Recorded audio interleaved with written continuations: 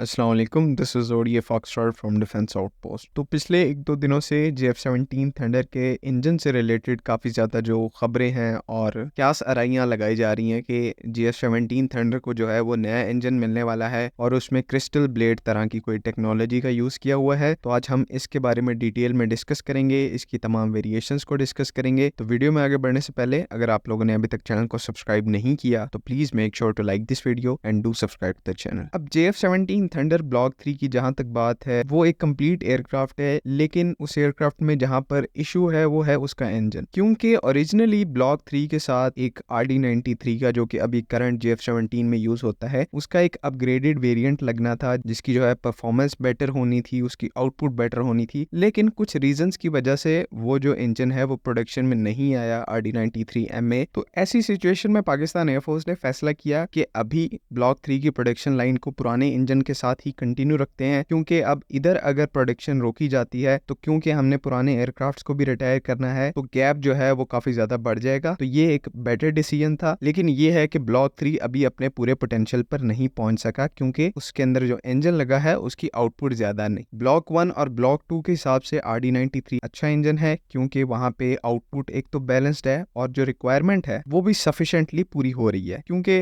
एक pulse Doppler radar है उसकी उतनी इलेक्ट्रॉनिक कंजप्शन नहीं होती जितनी कि एक एसर रडार की होती है। साथ में जो सेल्फ प्रोटेक्शन जैमर्स हैं उनकी जो है कंजप्शन अलग से होती है, जिसको इंजन को ही फेस करना पड़ता है। और ऑन बोर्ड जो कॉकपिट के अंदर नए इलेक्ट्रॉनिक्स लगे हैं, नया हेड्स अप डिस्प्ले लगा है, जाहिर सी बात है माइनर इफेक्ट ही, लेकिन कंजप्शन में इजाफा होता है जिसको कैटर करने के लिए नया इंजन प्लान किया गया था ब्लॉक 3 के साथ। तो पिछले 1-2 साल से ये चीज चल रही है कि पाकिस्तान एयरफोर्स जो है वो JF-17 थंडर के लिए एक नया इंजन तलाश कर रही है, जिसमें मेनली चाइना से डिफरेंट ऑप्शंस को देखा जा रहा है, जिसमें WS-13, WS-13E और WS-10B वगैरह जैसे इंजन शामिल हैं। तो सवाल यहाँ पर ये उठता है कि कौन सा जो इंजन है वो JF-17 थंडर के लिए बेस्ट है और कौन सा इंजन जो है वो पाकिस्तान एयरफोर्स सिलेक्ट कर सकती है। तो इसमें अगर आप पाकिस्तान एयरफोर्स की फ्लीट के हवाले से देखें तो हमारे पास जो J-10C हैं उनमें पहले से ही WS-10B इंजन जो है वो लगा हुआ आता है, और अगर इसी इंजन को JF-17 ब्लॉक 3 के साथ इंटीग्रेट करने का फैसला किया जाता है तो जो स्पेयर पार्ट सप्लाई चेन के इश्यूज है उनको रिजॉल्व किया जा सकता है। अगर ये जो है ये सिंप्लीफाई हो जाता है और सिर्फ WS-10B ही स्टैंडर्डाइज हो जाता है तो सिर्फ WS-10B के पार्ट्स आएंगे और ज्यादा मिकदार में आएंगे। उसमें फिर ये होगा कि हम WS-10B को लाइसेंस के तहत पाकिस्तान में भी बिल्ड करने का जो प्रपोजल है वो चाइना को दे सकते हैं, क्योंकि ऑल ऑफ अ सडन हमें अपने 150 से 200 JF-17 थंडर्स के अंदर इंजन को चेंज करना है और साथ में जो J-10C के अंदर इंजन है उनको भी कैरी ऑन करना है। तो इसमें लाइकली होगा कि चाइना हमें उसका TOT और लोकल प्रोडक्शन प्रोवाइड कर देगा, जिससे हमारा जो और इंडिजनाइजेशन का मकसद है एक किस्म का वो भी पूरा होता रहेगा, क्योंकि जब TOT मिल जाता है, आपको लोकल प्रोडक्शन मिल जाती है, तो स्पेयर पार्ट्स की आपको टेंशन नहीं होती। लेकिन जो मीडिया में ज्यादातर रिपोर्ट्स हैं वो ये कह रही हैं कि पाकिस्तान एयरफोर्स ब्लॉक 3 के साथ WS-13E इंजन को ज्यादा प्रेफर कर रही है। इसका कोई वैलिडेशन या फिर वैलिड सोर्स तो नहीं पता, लेकिन ज्यादा अमाउंट में ये चीज कही जा रही है कि WS-13E ही सिलेक्ट किया जाएगा JF-17 ब्लॉक 3 के लिए। लेकिन WS-13E इंजन भी जो है वो काफी ज्यादा एफिशिएंट और पावरफुल इंजन है, लेकिन ये है कि WS-10B जो है वो थ्रस्ट के नंबर्स में थोड़ा सा इससे सुपीरियर है। WS-13E और इसका जो एडवांस वेरिएंट है जिसमें क्रिस्टल ब्लेड टेक्नोलॉजी आती है, इसकी जो एफिशिएंसी है वो थोड़ी सी ज्यादा है, क्योंकि इसके अंदर जो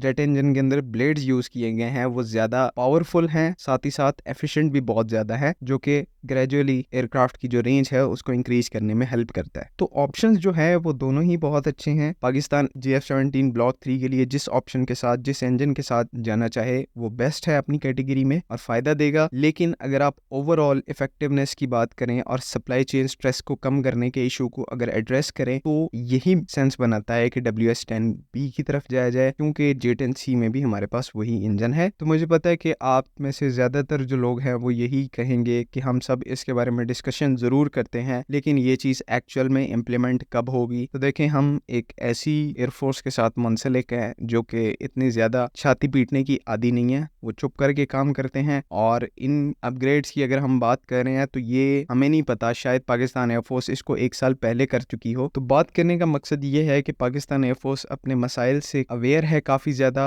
और अगर इसको अभी तक नहीं किया गया इस इशू को रिजॉल्व, तो आने वाले बहुत ही थोड़े टाइम में इसको कर दिया जाए, क्योंकि कैपेबिलिटी के ऊपर कॉम्प्रोमाइज जो है वो जब आप उस लेवल पे आ जाते हो कि आपको नेशन का डिफेंस करना है और आप फर्स्ट लाइन ऑफ डिफेंस हो, तो वहां पर कोई भी एयरफोर्स कॉम्प्रोमाइज नहीं करती और ना ही पाकिस्तान एयरफोर्स करेगी। तो मैं यही स्ट्रेस करूंगा कि हमें आने वाले दिनों में जो भी डेवलपमेंट होती हैं उसके ऊपर नजर रखनी है और आई होप हमें उसमें से कोई पॉजिटिव चीज जो है वो निकल के जरूर मिलेगी। तो इसी के साथ आज की वीडियो को खत्म करते हैं। अगर आप लोगों को वीडियो पसंद आई है तो please make sure to like this video and do comment. अगर आपकी कोई क्वेरीज है या आपका कोई क्वेश्चन है तो आप कमेंट जरूर करें। बाकी अगली वीडियो तक के लिए अल्लाह हाफिज। पाकिस्तान जिंदाबाद।